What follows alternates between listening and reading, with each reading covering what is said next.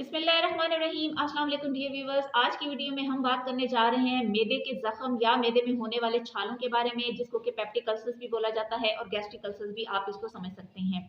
इस वीडियो में मैं जो आप लोगों को इस मसले के लिए मेडिसिन बताऊंगी वो एक बहुत ही वंडरफुल मेडिसिन है, एक ग्रेट रेमेडी है। इन तमाम किस्म की प्रॉब्लम से निजात हासिल करने के लिए आप समझ सकते हैं कि मैदे में होने वाले या इंटेस्टाइनल ट्रैक्ट में होने वाले इवन के कैंसर तक की जो अलामात होती हैं उनको ख़त्म करने के लिए ये मेडिसिन एक बहुत ज़्यादा इंपॉर्टेंट है। इसकी ज़्यादातर प्रॉब्लम्स जो हैं वो हार्ट से रिलेटेड होती हैं या फिर एब्डोमेन से रिलेटेड होती हैं।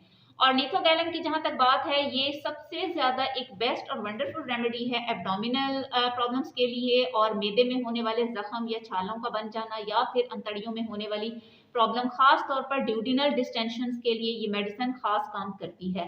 पायलोरिक जो इसमें इन्फेक्शन देखी जाती हैं, खास तौर पर ये इन्फेक्शन या मैदे के अंदर जो जख्म बन जाते हैं, ये इंटेस्टाइन्स में खास तौर पर लार्ज इंटेस्टाइन की मैं बात करना चाहूँगी कि इसका जो सीकम एक पार्ट होता है, सीकम वो हिस्सा होता है जहाँ से स्मॉल इंटेस्टाइन में से अनडाइजेस्टेड फूड वहां से लार्ज इंटेस्टाइन में एंटर हो रही होती है। हम ये समझ सकते हैं कि caecum is the first part of the large intestine.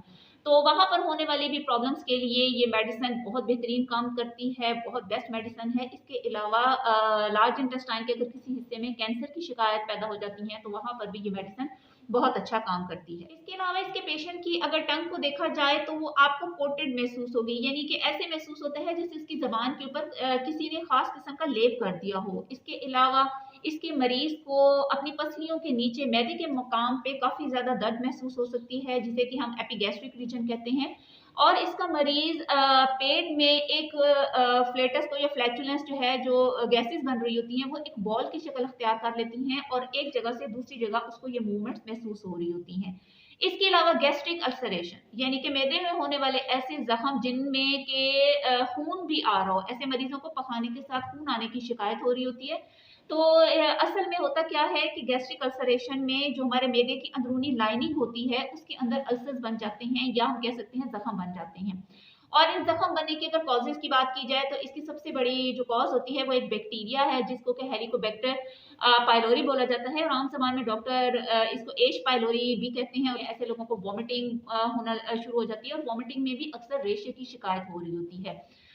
Nauseated feelings भी आ रही होती हैं, कुछ भी खाने के बाद इनको मतली महसूस होना शुरू हो जाती है, भूख की कमी हो जाती है, और ऐसा मरीज जो है वो दिन ब दिन अपना वेट लूज कर रहा होता है, बजाय इसके कि खाना खाने के बाद जो उसके इंटेस्टाइन्स हैं वो अच्छे तरीके से काम करें, डाइजेशन का प्रोसेस जो है वो परफेक्ट हो, और उसके नतीजे में जो खुराक खाई गई है उसके अज्जा उसको उसके जिस्म का हिस्सा बने, बजाय इसके वो दिन ब दिन जो है अपना फ्लैश जो है वो लूज करना शुरू कर देता है, या उसका वेट लूज होना शुरू हो जाता है। तो हार्ट के लिहाज से इसमें जो प्रॉब्लम्स देखी जाती हैं, इनके मरीजों को हाई कोलेस्ट्रॉल लेवल हो जाता है, या फिर हार्ट की फंक्शनिंग में अगर प्रॉब्लम्स आना शुरू हो जाती हैं, या इसके अलावा अगर उनको बहुत ज़्यादा पैल्पिटेशंस हो रही हों तो उस सूरत हाल में भी ऑर्निथोगैलम बहुत अच्छा काम करती है।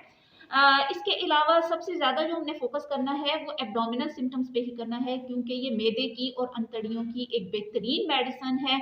जिन लोगों को मैदे का दर्द रहता हो, खाना सही तरीके से हजम ना होता हो, वॉमिटिंग्स होती हो, या भूख ना लगने की शिकायत हो, जिसको कि एनोरेक्सिया बोला जाता है, तो वहाँ पे जो ऑर्निथोगैलम मेडिसिन है ये बेहतरीन काम करेगी।